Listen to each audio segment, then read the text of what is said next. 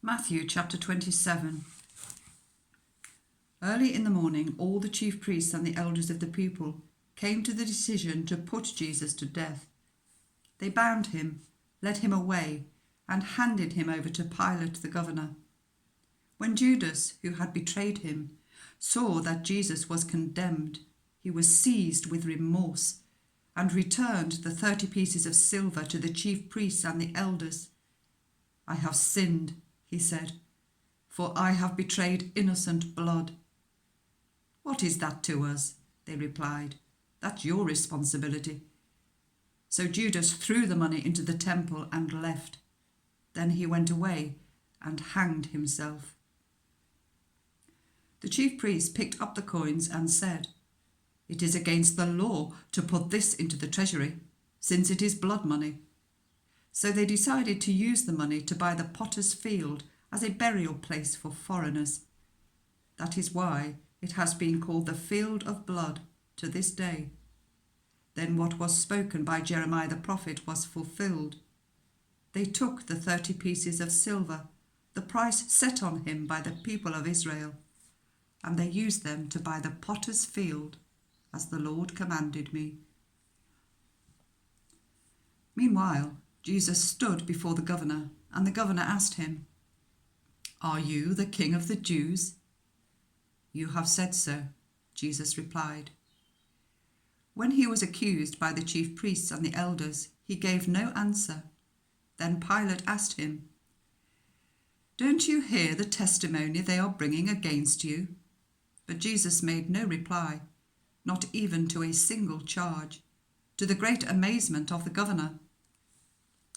Now it was the governor's custom at the feast to release a prisoner chosen by the crowd. At that time they had a well-known prisoner whose name was Jesus Barabbas. So when the crowd had gathered, Pilate asked them, "Which one of you do you want me to release to you, Jesus Barabbas, or Jesus who is called the Messiah?" For he knew it was out of envy that they had handed Jesus over to him. Whilst Pilate was sitting on the judge's seat, his wife sent him this message: "Don't have anything to do with that innocent man, for I have suffered a great deal today in a dream because of him." But the chief priests and the elders persuaded the crowd to ask for Barabbas and to have Jesus executed. "Which of the two do you want me to release to you?" asked the governor. "Barabbas," they answered. "What shall I do then with Jesus, who is called the Messiah?" Pilate asked. They all answered, "Crucify him." "Why? What crime has he committed?" asked Pilate. But they shouted all the louder, "Crucify him!" When Pilate saw that he was getting nowhere, but that instead an uproar was starting, he took water and washed his hands in front of the crowd. "I am innocent of this man's blood," he said. "It is your responsibility."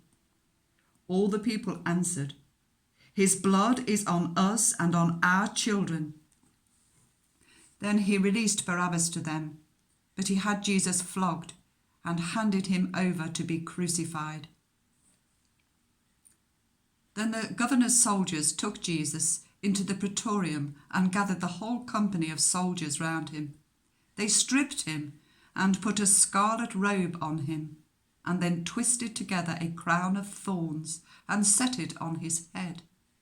They put a staff in his right hand as a scepter. Then they knelt in front of him and mocked him. "Hail, King of the Jews," they said.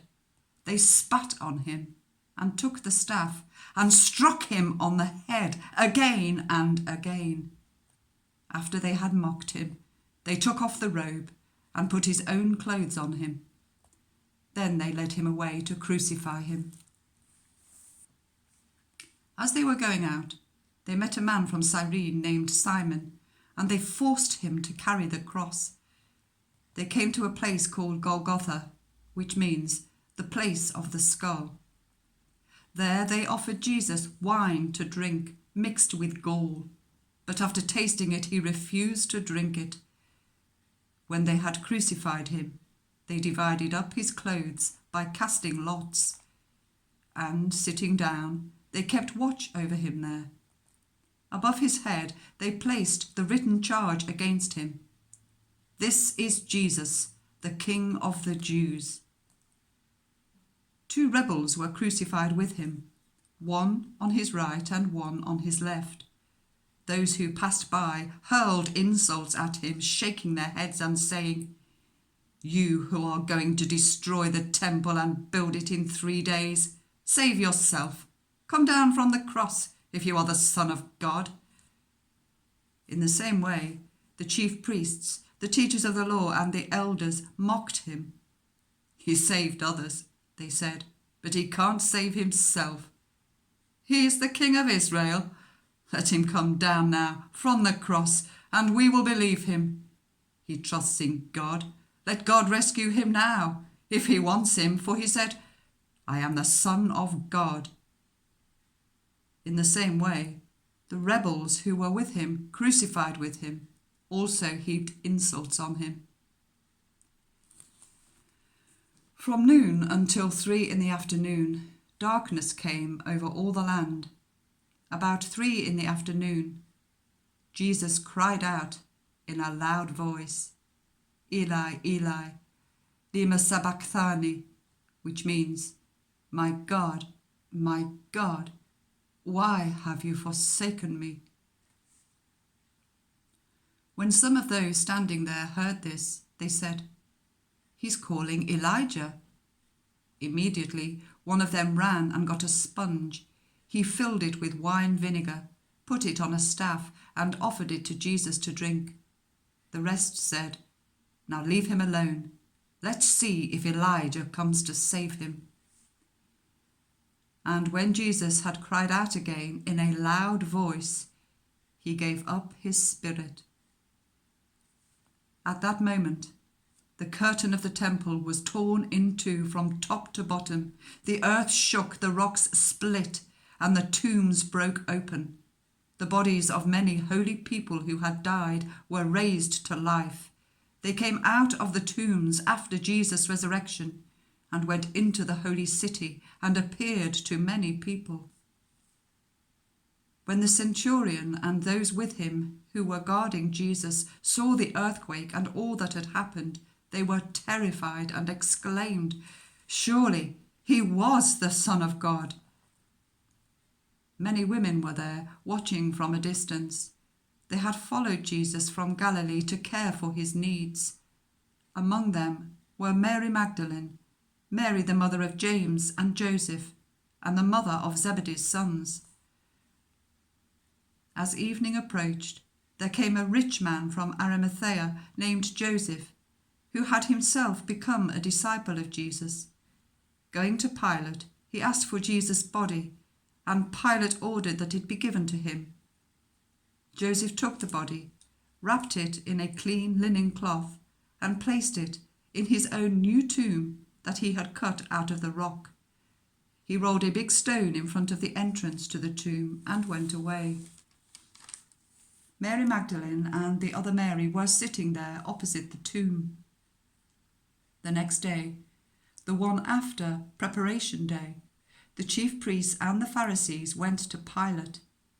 "Sir," they said, "we remember that whilst he was still alive, that deceiver said, 'After 3 days I will rise again.'